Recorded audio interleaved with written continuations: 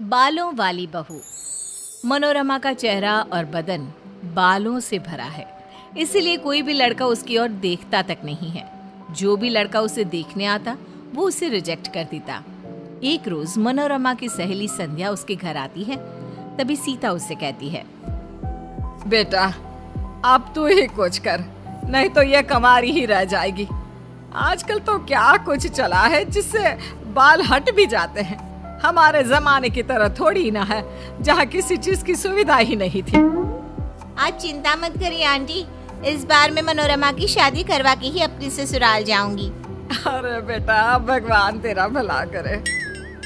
संध्या मनोरमा के पास जाती है और उसे कहती है, मनोरमा, हम सब दोस्तों की शादी हो गई है, बस एक तू ही बची है। तू भी इस लगन में सलट जा। मुझ जैसी लड़की से कौन शादी करेगा, तू ही बता। तुम सब तो इतनी सुंदर सुंदर हो कि कोई भी देख कर ही मर मिटे। कहाँ मैं बालों की खान, लड़का देखते ही भाग जाता है।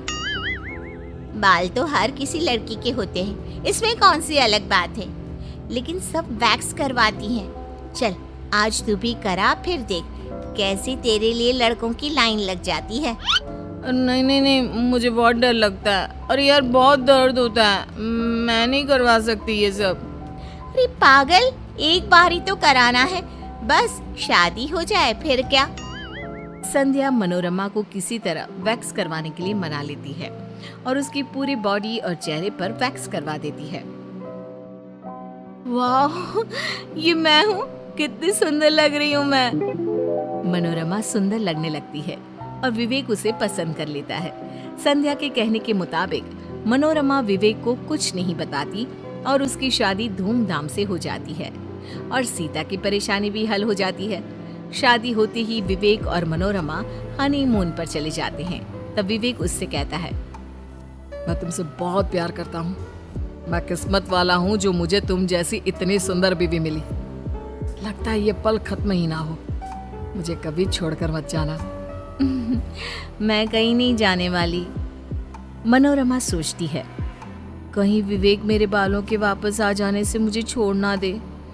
कैसे रिएक्ट करेंगे वो जब उन्हें पता चलेगा कि मैंने उनसे ये बात छुपाई है। विवेक और मनोरमा हनीमून से वापस आ जाते हैं। धीरे धीरे मनोरमा के शरीर और चेहरे पर बाल वापस आने लगते हैं। एक दिन मनोरमा लस्सी पी रही होती है और उसके होठों के ऊपर मूंछ बन जाता है। ये विवेक देख लेता है। अरे ये क्या है मनोरमा, तुम्हारे होठों पर इतने सारे बाल। ये बाल वाल मुझे पसंद नहीं है। आज के आज इसे हटा कर आ जाओ। आज तो थर्सडे है, आज सासू माँ ने बाल कटवाने से मना किया है ना। अच्छा ठीक है, और किसी दिन चली जाना। कुछ दिनों के बाद मनोरमा के शरीर पर पहले की तरह ही बाल आ जाते हैं और मनोरमा पहले की तरह बदसूरत दिखने लगती है।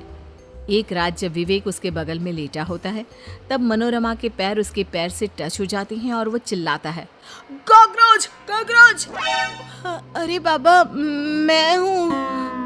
बाबा रे, तुम्हारे बाल हैं इतने कड़े, इतने तो लड़कों के भी नहीं होते। अब तो तुम्हारे बगल में सोना भी आफत हो गया है। मैं तो फंस गया हूँ तुम जैसी लड़की से शादी करके। शादी के वक्त कैसी दिखती थी, वो सब धोखा था। तुम्हारे घर वालों ने धोखा किया है मेरे साथ। विवेक गुस्से में कमरे से बाहर चला जाता है और मनोरमा रोने लगती है। जिस बात का डर था वही हो रहा है, अब मैं अपने इस रिश्ते को कैसे बचाऊं। विवेक अब मनोरमा से हर वक्त चिढ़ा रहने लगता है और एक आंख भी उसे देखना नहीं चाहता। अगले दिन मीता अपनी बेटी के साथ उसके घर आती है। मनोरमा उसकी बच्ची को जैसे ही अपनी गोद में लेती है, वो चिल्लाने लगती है, मेरी फूल सी बेटी को तुम कांटे चुभाती रही। इतना भी समझ में नहीं आता कि इतनी छोटी बच्ची को गोद में नहीं लेना चाहिए जब इतने सारे बाल हो। धीरे धीरे मनोरमा के ससुराल वाले उससे दूरी बनाने लगते हैं। मनोरमा अकेली पड़ जाती है। एक रोज मनोरमा विवेक को रात का खाना देती है और तभी उसके खाने में बाल आ जाता है। हर जगह बाल ही बाल। दुखी हो गया हूँ मैं तुमसे, छोड़ दो मुझे। जीना हराम हो गया है मेरा जब से तुम आई हो। मैंने इतनी मेहनत से बनाया है, कम से कम खा तो लीजिए। विवेक खाना खाए बिना उठ जाता है और भूखे पेट सो जाता है। मनोरमा के लिए एक एक दिन काटना भारी हो जाता है। कुछ दिनों के बाद विवेक के एक फ्रेंड की शादी होती है और मजबूरी में विवेक को मनोरमा को अपने साथ ले जाना पड़ता है। लेकिन जैसे ही विवेक पार्टी में पहुंचता है, उसके सारे फ्रेंड्स मनोरमा को देखकर उसका मजाक बनाने लगते हैं। ये बीवी है या भालू, कोई अंदर ही नहीं है। कैसे रहता यार तू ऐसी लड़की के साथ, मैं तो कभी ना रह पाऊं। ऐसी लड़की से शादी करने से अच्छा था कि तू कवारा रह जाता। दोस्तों की बातें सुनकर विवेक का मूड ऑफ हो जाता है और वो चुपचाप पार्टी से चला जाता है और घर जाकर मनोरमा से कहता है, मुझे तलाक चाहिए तुमसे, तलाक। अब मेरा पीछा छोड़ दो, अब और बेइज्जती मुझसे सही नहीं जाएगी। कल तक तुम ये कहते थे कि मुझे छोड़कर मत जाना, आज खुद ही निकाल रहे हो। मैं तुम्हारे बिना नहीं रह सकती हूँ।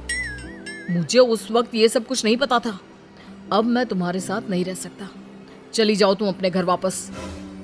मनोरमा कुछ नहीं कह पाती और वापस अपने घर चली जाती है। कुछ दिनों में दोनों का तलाक हो जाता है और मनोरमा सीता से कहती है, माँ, तुम्हारे और संध्या की इस झूठ ने मेरी जिंदगी तबाह कर दी। अरे मुझे क्या पता था बेटा कि ऐसा कुछ हो जाएगा, मैंने तो ये सब तेरे भले के लिए किया था। उधर विवेक निशा को डेट करने लगता है और दोनों की शादी पक्की हो जाती है। धीरे धीरे विवेक को हर चीज में मनोरमा की याद आने लगती है। निशा को आजकल की चौचले पसंद है और वो विवेक की एक जरा फिक्र नहीं करती। विवेक और निशा के शादी का दिन आ जाता है। जैसे ही फेरे शुरू होते हैं, विवेक मनोरमा के ख्याल में खो जाता है। मैंने मनोरमा के साथ अच्छा नहीं किया, वो मेरे खाने पीने सबका कितना ख्याल रखती थी, लेकिन निशा को तो इन सब से कोई मतलब ही नहीं है। मनोरमा की जगह मैं निशा को कभी नहीं दे सकता। विवेक फेरे रोक देता है और मनोरमा के पास जाकर उससे माफी मांगता है। मुझे माफ कर दो मनोरमा, मुझे अपनी गलती का एहसास हो गया है।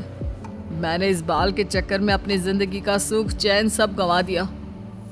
मुझे तुम वापस चाहिए, इन बालों के साथ ही। सुबह का बुला शाम को घर आ जाए तो उसे भूला नहीं कहते जी। विवेक मनोरमा से फिर से शादी कर लेता है और दोनों सुखी जीवन बिताने लगते हैं।